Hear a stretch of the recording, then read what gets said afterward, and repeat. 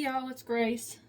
Coming to you with another video that I thought, since Thanksgiving in the US is right around the corner, I went ahead and did this turkey up because I'm going to make freezer meals out of it. I'm not doing turkey for Thanksgiving, I'm going to do a ham. But I figured this would be some timely information on how to make turkey stock. Or bone broth, whatever you want to call it. So, I've already cooked the turkey and broken it down to the bone.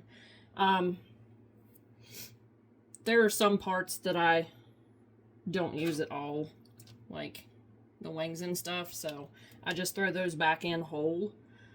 But yeah, you just put your turkey carcass back down in. This is the juice that it made when it was cooking this afternoon. So to that, we're going to add onion scraps.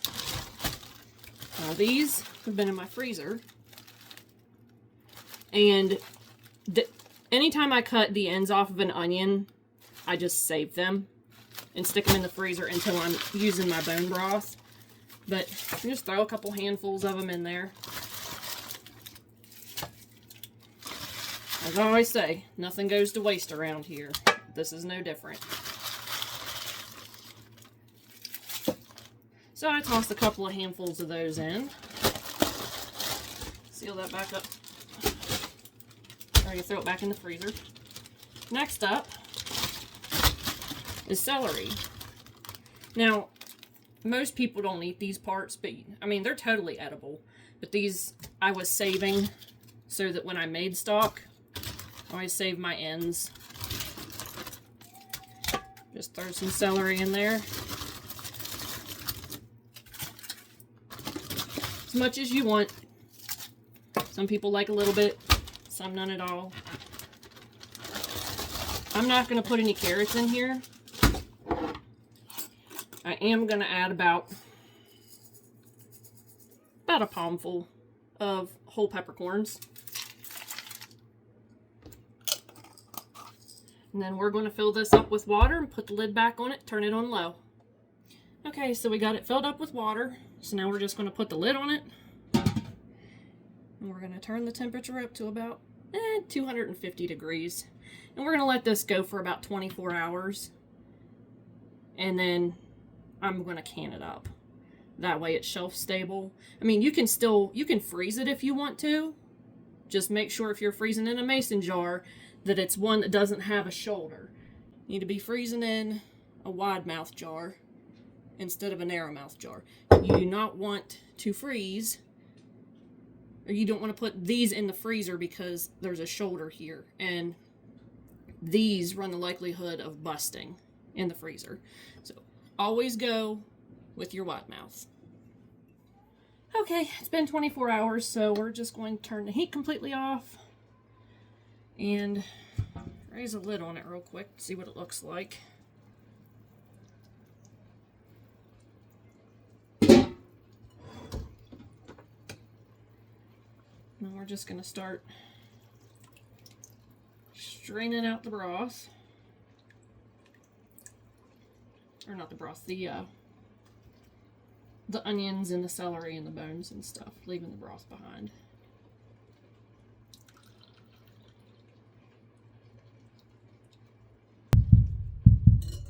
Okay, got it all strained out.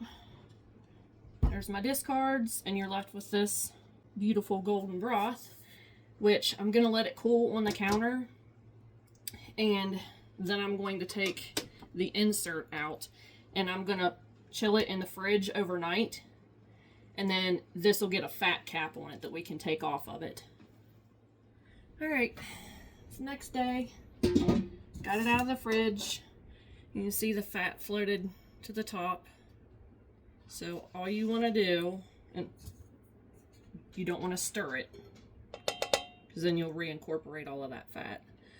And turkey doesn't have a fat cap on it like, say, like a beef stock would. So you just ladle this off and discard it, but do not put it down your drain. That will not end well. That could be a very expensive mistake. But you just want to go ahead and get all of that fat off the top. And then we're going to bring it back to a boil. You want to get all of the fat off of it, and then we're going to bring it to a boil. Okay, got it up to a boil, so we're just going to turn it off now, and we're going to start canning this up. You'll notice there's little teeny tiny chunks of meat left over, still floating around in there. That's totally okay. If you want your broth to be completely free of any of that, you can put it through a cheesecloth and a fine mesh strainer too. But I don't worry about it. It's an extra step. So I'm just going to start canning this up. Fill your jars. You won't need to debubble because this is all liquid. You want to fill it to 1-inch headspace. Always examine your jars before every canning session for any chips, cracks, nicks, so that,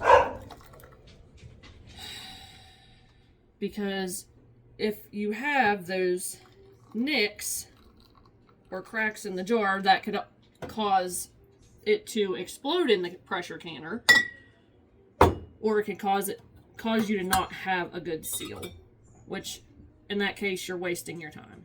Why bother?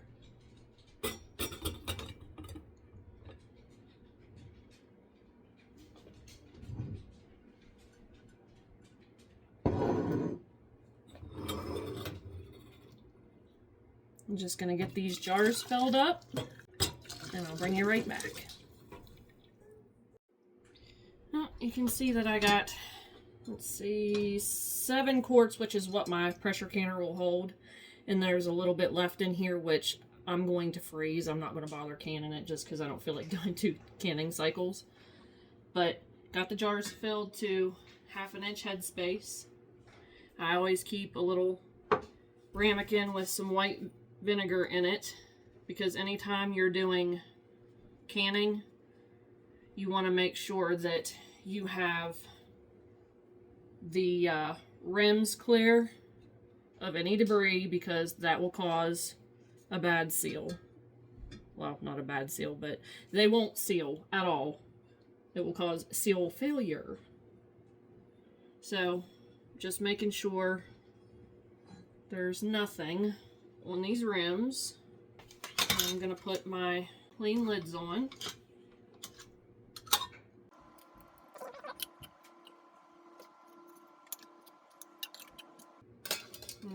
Put your bands on. Fingertip tight. Do not get your wrist involved. Do not crank those lids on, because that will cause your lid to buckle. We don't want that.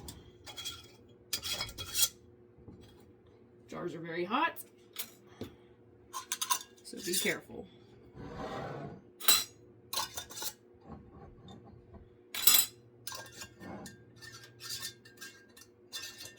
Come on.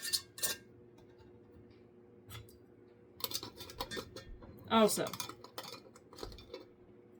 it's okay to use rings that are a little bit beat up. It's fine. They work just as good as brand new ones.